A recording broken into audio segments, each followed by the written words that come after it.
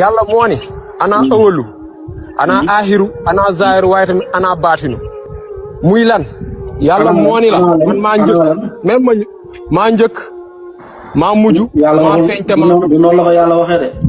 ah naka la ko yàlla waxee. yow xanaa jàngoo lu ko yàlla waxee. nu ko yàlla waxee. nan la ko yàlla waxee wax ko carrément. naka la ko dama wax nga ne ma yàlla waxee ko noonu ne ma lii la ko yàlla waxee. yàlla waxewu ko noonu. waaw léegi nu mu ko waxee léegi nu mu ko waxee. bul ko wax foofu point la bul ko wax bàyyi ko nan la ko yàlla waxee.